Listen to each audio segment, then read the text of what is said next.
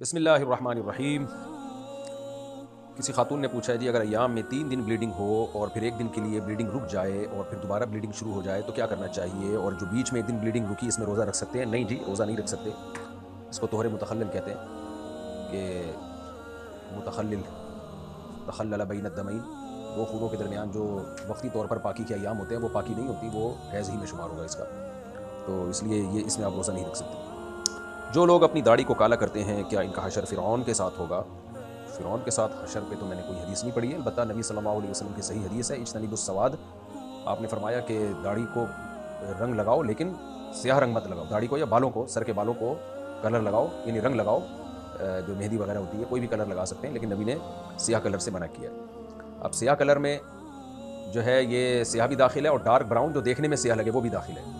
تو بعض لوگ ڈارک براؤن لگاتے ہیں، وہ ہوتا ہے وہ دیکھنے میں واضح لگ رہا ہوتا ہے کہ سیاہ کلر ہی ہے، تو اتنا ڈارک لگا دینا کہ وہ سیاہ ہی لگے دیکھنے میں، کالا لگے، وہ بھی کالے ہی کے حکم میں، کیونکہ شریعت کا جو مدار ہے وہ رویت پر ہے، یعنی دیکھنے پر ہے کہ دیکھنے میں کیا لگ رہا ہے، تو اگر دیکھنے میں کالا ہی لگ رہا ہے تو وہ کہنے کو ڈارک براؤن ہوتا ہے وہ کالا ہی ہے، یعنی دیکھنے میں کالا ہی ہوتا ہے۔ ویسے بھی انسان کے جو بال ہیں نا وہ بالکل سیاہ ہوتے ہی نہیں ہیں، نیچرلی وہ ڈارک براؤن ہی ہوتے ہیں، تو اتنا براؤن کہ دیکھنے میں براؤن لگے، بے شک گہرا براؤن لگے دیکھنے میں، وہ جائز ہے۔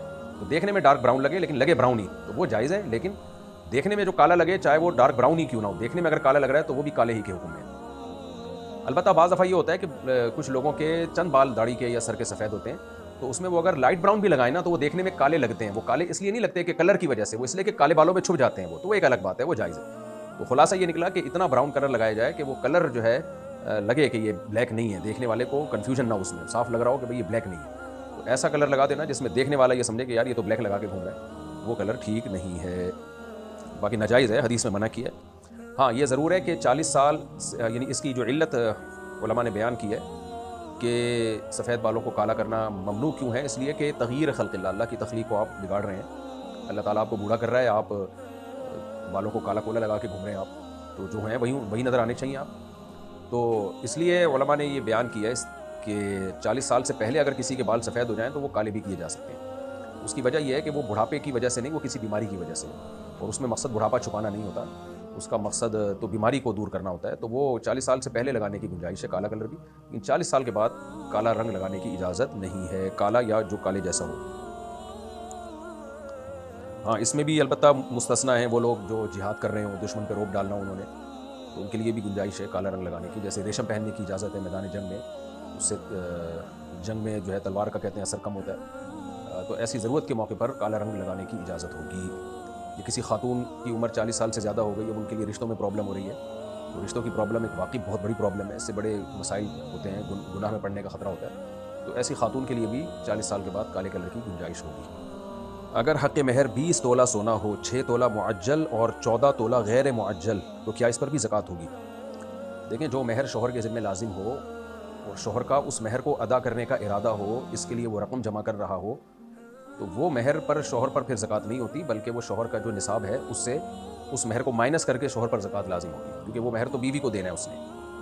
لیکن اگر شوہر کا فی الحال ارادہ نہیں ہے مہر دینے کا، نہ بیوی کی طرف سے مطالبہ ہے، تو چاہے کوئی سا بھی مہر ہو، پھر شوہر پر اس کی زکوٰۃ لازم ہے، کیونکہ یہ آج کل معجل موجل لکھا جاتا ہے، اس پر عمل نہیں ہوتا، تو یہ دیکھا جائے گا کہ بیوی کی طرف سے مطالبہ ہے یا نہیں ہے، اور مطالبہ ہے تو شوہر کا اس ادا کرنے کا ارادہ ہے یا نہیں، تو شوہر اگر ادا کرنے کی کوشش میں لگا ہوا ہے اور ادا کرنا چاہتا ہے تو اس کا مطلب پھر وہ دین ہے، قرض ہے شوہر کے اوپر، تو قرضے کو مائنس کیا جائے گا، لیکن ابھی فی الحال کوئی پروگرام ہی نہیں ہے شوہر کا مہر ادا کرنے کا، اور نہ وہ اس کے لیے کوئی کوشش کر رہا ہے، تو پھر پوری رقم پر شوہر پر اس کی زکوٰۃ لازم ہوگی۔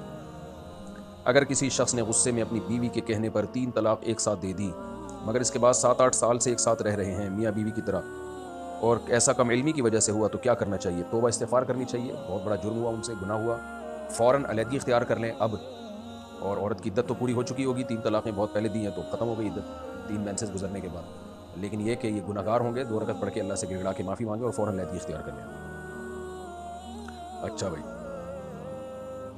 صلاح الدین انصاری بمبئی سے، میرے ٹخنوں کے اوپر بہت زیادہ انفیکشن ہے، تو کیا میں موزے پہن کر نماز پڑھ سکتی ہوں؟ موزے پہن کے تو ویسے بھی پڑھ سکتی ہیں، ٹخنوں پہ انفیکشن ہو یا نہ ہو، مجھے سوال آپ کا سمجھ میں نہیں آیا، کیا شاید آپ کا مقصد یہ ہے کہ ٹخنوں پہ مسا، یعنی موزوں پہ مسا کرنا ہے، تو مسا کے لیے جو موزے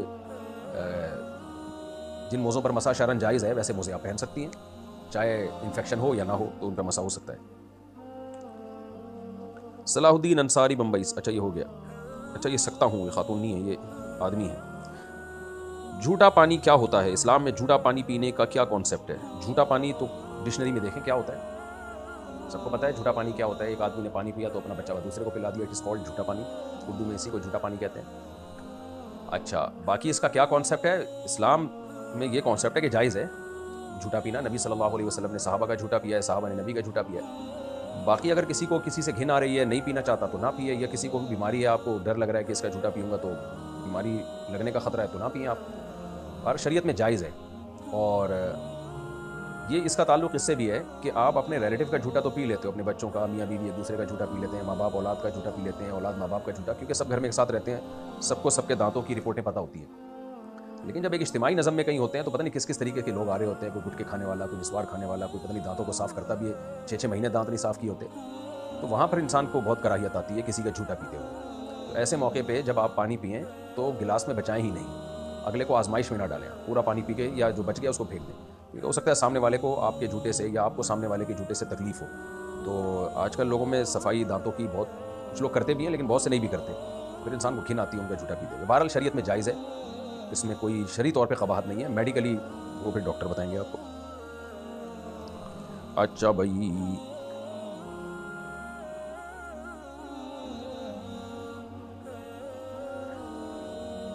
کہاں چلا گیا؟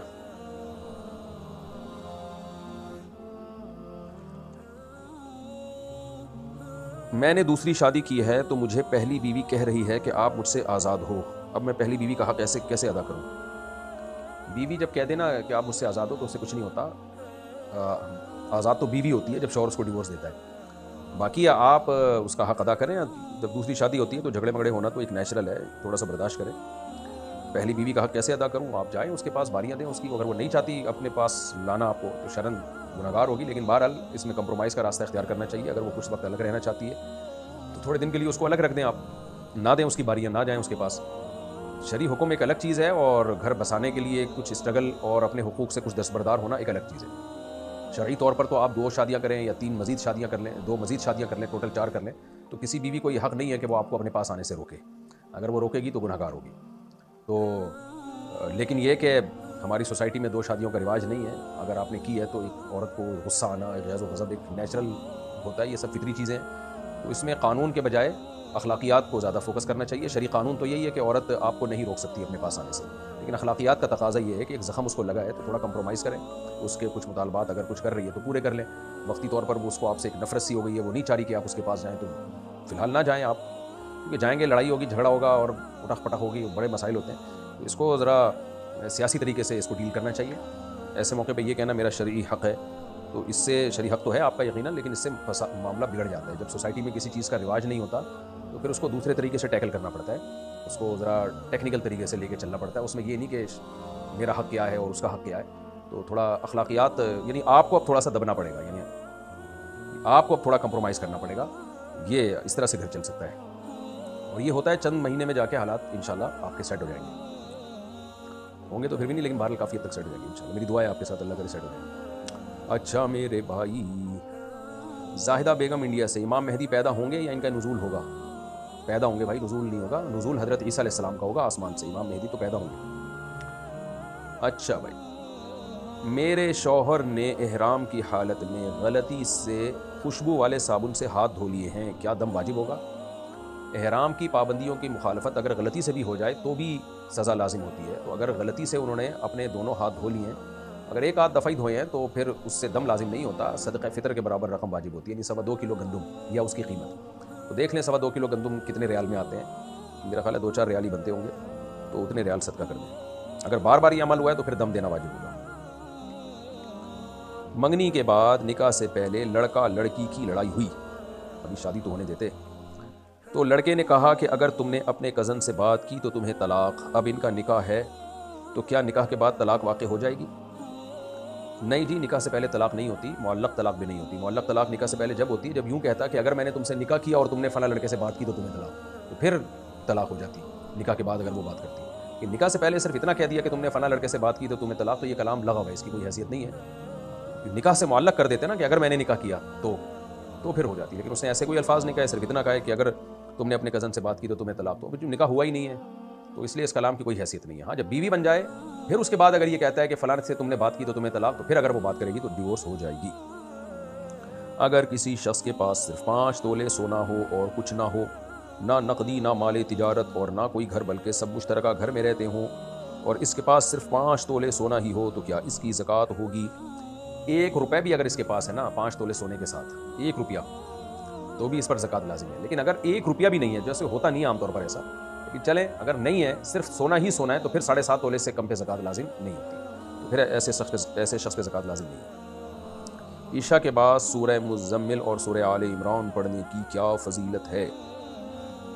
میرے علم میں نہیں ہے عشاء کے بعد میرے علم میں کوئی ایسی روایت مستند نہیں ہے کہ الگ سے کوئی عشاء کے بعد یہ صورتیں پڑھنے کی فضیلت ہو. پھر بھی دیکھ لیں گے، ابھی تو فی الحال میرے علم میں کوئی ایسی روایت نہیں ہے. سورہ ملک پڑھنے کی فضیلت ہے عشاء کے بعد، سورہ آل عمران تو فرسٹ ٹائم سن رہا ہوں میں. سیف اللہ صاحب انڈیا سے، کیا روزے کی حالت میں گیم کھیل سکتے ہیں؟ بالکل کھیل سکتے ہیں. کون سا گیم؟ جوا نہ ہو اور کرکٹ وغیرہ کھیل رہے ہیں یا ویڈیو گیم کھیل رہے ہیں تو ویڈیو گیم نہ کھیلا کریں. جائز ہے لیکن ناپسندیدہ کام ہے. دماغ، آنکھیں خراب ہوتی ہیں، اس کی ریز نکل رہی ہوتی ہے اسکرین سے، اور فالتو میں ٹائم ویسٹ جس کا صحت کو ٹکے کا فائدہ نہیں ہے. تو ایسے گیم کھیلا کریں باہر جا کے جس میں آپ کی جسمانی ورزش ہو. البتہ یہ ضرور ہے کہ روزے میں اگر آپ نے کھیل لیا کرکٹ مرکٹ تو پھر روزہ کاٹنا بہت مشکل ہو جائے گا آپ کے لیے. تو روزے میں کوئی ایسا کام کرنا جس سے روزہ گزارنا بہت مشکل ہو جائے، یہ خود ایک ناپسندیدہ اور مکروہ عمل ہے.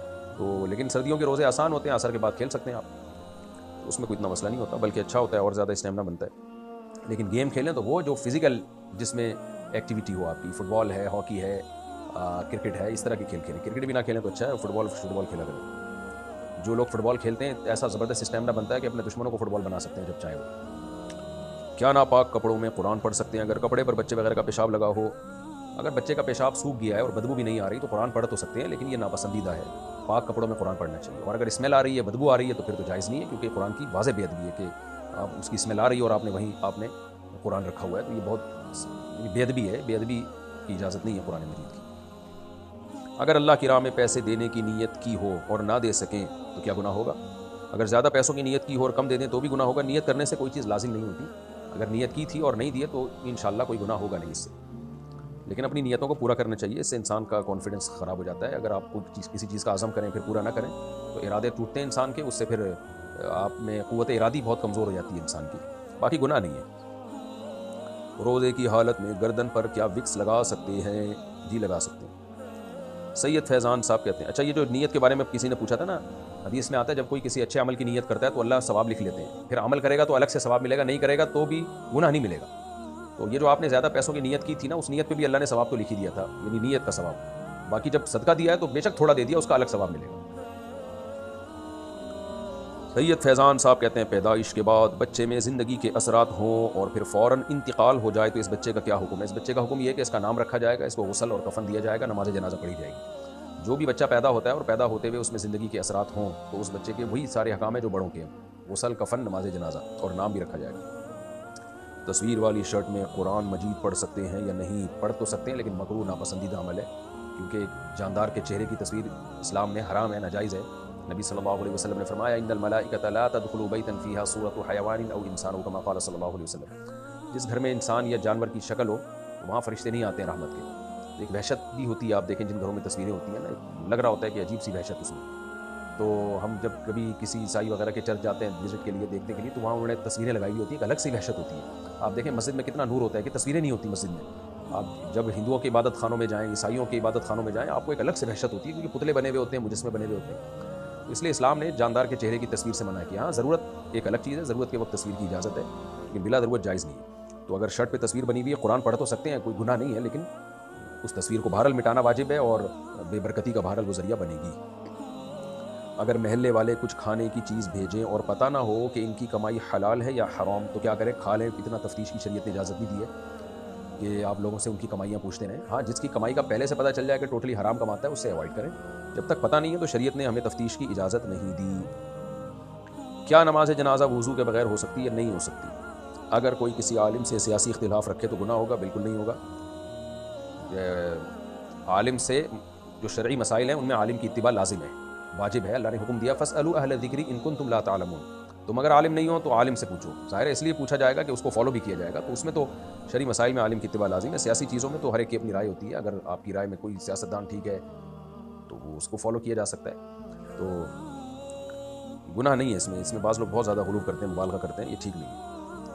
خود غور و فکر کر کے فیصلہ کرنا چاہیے کون کس موقع پہ ٹھیک ہے کون غلط ہے, اس کے بعد رائے قائم کرنی چاہیے. ہمارے ابو شرک کرتے ہیں اور ہندوؤں کی باتوں کو فالو کرتے ہیں, کیا ہم شرک کے معاملے میں ان کی نافرمانی کر سکتے ہیں اور ہم اپنے ابو کو کیسے سدھار سکتے ہیں؟ شرک میں تو نافرمانی جائز نہیں ہے, یعنی فرمانبرداری جائز نہیں ہے والدین کی. قرآن مجید میں اللہ تعالیٰ کا صاف ارشاد ہے وَإِن جَاهَدَاكَ عَلَىٰ أَن تُشْرِكَ بِي مَا لَيْسَ لَكَ بِهِ عِلْمٌ فَلَا تُطِعْهُمَا. تمہارے ماں باپ شرک کرتے ہیں اور تمہیں شرک پر مجبور کرتے ہیں تو ان کی اتباع نہیں کرنی تمہیں, لیکن صاحبہما فی دنیا معروفا, دنیا میں اچھا سلوک کرنا ہے. تو اللہ نے صاف طور پہ حکم دیا کہ مشرک ماں باپ کو فالو نہیں کرنا آپ نے, البتہ ان کے ساتھ اچھا سلوک بہرحال آپ نے کرنا ہے. اللہ تعالیٰ آپ کے والد کو ہدایت عطا فرمائے, عقیدہ توحید پہ چلنے کی توفیق عطا فرمائے. وقار احمد کہتے ہیں اگر اپنی نماز پڑھ رہے ہوں تو کیا ایک سانس میں سورہ فاتحہ پڑھ سکتے ہیں؟ آپ کا اگر بہت زبردست اسٹیمنا ہے تو اپنی نماز کیا جماعت سے بھی نماز کرا رہے ہوں تو ایک سانس میں سورہ فاتحہ پڑھ سکتے ہیں, لیکن بہرحال سنت کے خلاف ہے. سنت یہی ہے کہ ٹھہر ٹھہر کے ہر آیت پہ وقف کیا جائے, 7 دفعہ رکا جائے سورہ فاتحہ پڑھ کے. 7 آیتیں ہیں سورہ فاتحہ, افضل یہی ہے, حدیث سے ثابت ہے یہ. محمد ایوب کشمیر سے, کیا قیامت کے دن توبہ قبول ہوگی؟ نہیں جناب, قیامت تو بہت دور کی چیز ہے. جب موت کا غرغرہ آتا ہے نا, ان اللہ یقبل توبۃ عبدہ ما لم یغرغر, صحیح حدیث ہے. نبی صلی اللہ علیہ وسلم نے فرمایا جب تک موت کا غرغرہ نہ آئے نا, یعنی ایک وقت آتا ہے جب روح نکلنا شروع ہوتی ہے, اس وقت انسان پر عالم برزخ کی چیزیں منکشف ہونا شروع ہو جاتی ہیں. تو آدھا دنیا میں ہوتا ہے, آدھا برزخ کی طرف جا رہا ہوتا ہے. جیسے ہم جب سو کے اٹھ رہے ہوتے ہیں یا سو رہے ہوتے ہیں تو ایک کنڈیشن ایسی ہوتی ہے, آدھے جاگ رہے ہوتے ہیں آدھے سو رہے ہوتے ہیں, بین حالت ہوتی ہے. تو ایسے ہی مردے پر جب روح نکلنا شروع ہو اور وہ برزخ کی چیزیں نظر آنا شروع ہو جائیں تو قرآن کہتا ہے توبہ کا دروازہ بند ہو گیا. اب ایڑیاں بھی رگڑ لے, یہاں تک کہ پوری دنیا کی دولت بھی صدقہ کر دینا کہ عذاب سے بچ جاؤں, اللہ کہتے ہیں اب نہیں ہو سکتا, کچھ بھی کر لے اب اللہ ہمیں اس سے پہلے سچی توبہ کی توفیق عطا فرمائے. بہت ہی خطرناک یعنی ایک بات ہے یہ کہ اللہ بہت غفور الرحیم ہے. 100 بار گناہ کیا ہو توبہ کی مہلت دیتا ہے, لیکن اللہ نے کہہ دیا کہ موت کے وقت توبہ قبول نہیں کروں گا. فرعون کو دیکھے نا کیسی توبہ کی تھی اس نے, اللہ نے فرمایا الآن وقد عصیت قبل, اب نہیں توبہ قبول ہوگی تیری. تو قرآن میں یہ مضمون بہت واضح اللہ نے بیان کیا. ایڑیاں بھی رگڑو گے, زمین آسمان کی دولت بھی لٹا دو گے نا, موت کے وقت توبہ قبول نہیں ہوتی. تو اللہ کا اصول اس بارے میں بہت سخت ہے, بہت پکا اصول ہے. اللہ ہم سب کو اس سے پہلے سدھرنے کی توفیق عطا فرمائے, گناہوں سے اللہ بچنے کی اور توبہ کی توفیق عطا فرمائے. میری بیوی نے والدہ کے کہنے پر مجھے خلا نامہ بھیج دیا, میں نے بغیر پڑھے اس پر سائن کر دیا, کیا خلا ہو جائے گا؟ آپ کی بیوی نے بھیجا تھا آپ کو, کیا لو لیٹر بھیجا تھا, جب لکھا ہوا تھا اس پہ بڑا خلا نامہ, آپ نے سائن کر دیا تو خلا ہو گیا اس میں. اور اگر دھوکہ دیا تھا کوئی تو وہ بتائیں آپ کہ اوپر لکھا ہوا تھا کہ یہ محبت بھرا پیغام ہے, آپ سمجھے کہ کوئی محبت کی بات کی ہے پھر سائن کیے تو پھر نہیں ہوگی. لیکن ایسا ہوتا نہیں ہے, خلا نامے پہ اتنا موٹا خلا لکھا ہوا ہوتا ہے تو سائن کر دیے تو ہو گیا. محمد ارقم دیرو سے, کیا 10 محرم 15 شعبان 27 رجب اور رمضان میں شادی کرنا صحیح ہے؟ شادی سال کے 12 مہینے میں کسی بھی ٹائم پہ کر سکتے ہیں. اللہ کی طرف سے بھی کوئی پابندی نہیں ہے, گورنمنٹ کی طرف سے بھی کوئی پابندی نہیں ہے, جب چاہیں کر لیں اور بار کریں, یعنی ٹوٹل 4 بار اپنی ذمہ داری پہ. کیا کمیٹی کے پیسوں پر زکوٰۃ ہے؟ اگر ہے تو اس کی کیا تفصیل ہے؟ دیکھیں کمیٹی کے پیسوں پر زکوٰۃ اس طرح سے ہوتی ہے کہ اگر آپ کی کمیٹی نکل گئی, مثال کے طور پر 5 لاکھ کی کمیٹی ڈالی سب نے مل کے, اور ہر مہینے آپ دے رہے ہیں 50,000. اب آپ کی کمیٹی نکل گئی دوسرے مہینے میں, تو کیا ہوا بھائی 5 لاکھ روپے آپ کے نکل گئے, تو اس میں 1 لاکھ تو آپ کے وہ تھے جو آپ نے جمع کرائے تھے, اور 4 لاکھ اب وہ ہے جو آپ لوگوں کو دیں گے قسطوں میں, تو یہ آپ کے اوپر قرض ہے.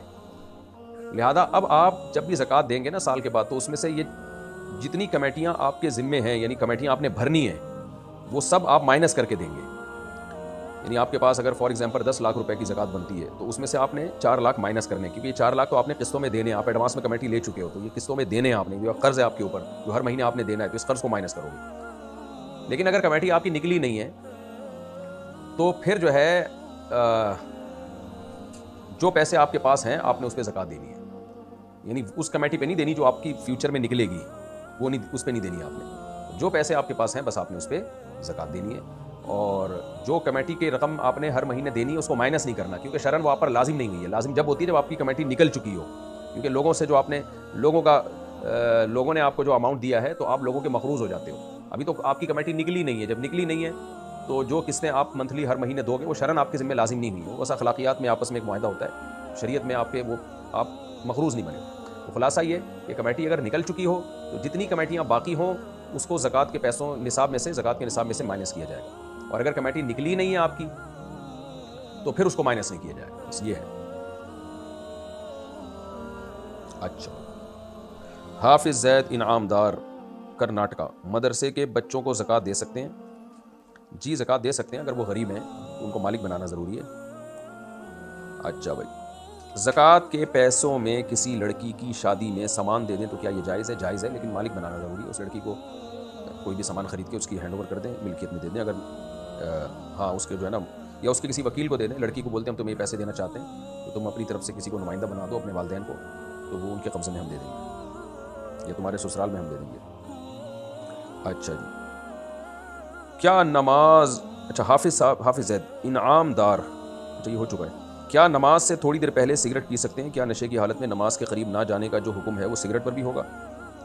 نشے کی حالت میں اللہ نے نماز پڑھنے کی اجازت نہیں دی، لیکن سگریٹ پر اس کا اطلاق نہیں ہوتا، کیونکہ سگریٹ پی کے نشہ وشہ نہیں آتا. تو البتہ سگریٹ پینا صحت کے لیے نقصان دہ، اس سے اوائڈ کرنا چاہیے، اور منہ میں بدبو ہوتی ہے، تو نماز سے پہلے تھوڑی دیر پہلے سگریٹ نہ پئیں، کیونکہ اس سے منہ میں اسمیل آتی ہے. اور نبی صلی اللہ علیہ وسلم نے کچا پیاز کھا کے مسجد میں آنے سے منع کیا ہے. تو سگریٹ کی بدبو تو کچے پیاز سے بھی زیادہ ہوتی ہے، تو اس لیے نماز سے پہلے نہ پیا جائے. اتنی دیر پہلے پیا جائے کہ منہ سے بدبو بالکل ختم ہو جائے اس کی، اگر پینی ہے. اس کو اچھا کام ہے نہیں. اگر ہم رمضان کے بغیر روزے رکھیں تو کون سے دن کی فضیلت ہوگی؟ رمضان کے بغیر بھی روزے رکھنے چاہیے ہمیں. تو فضیلت والے دن کیا ہیں؟ 6 شوال کے 6 روزے رمضان کے بعد، اور اس کے بعد 9 محرم کا روزہ، 9 اور 10 یا 10 اور 11 محرم کا روزہ.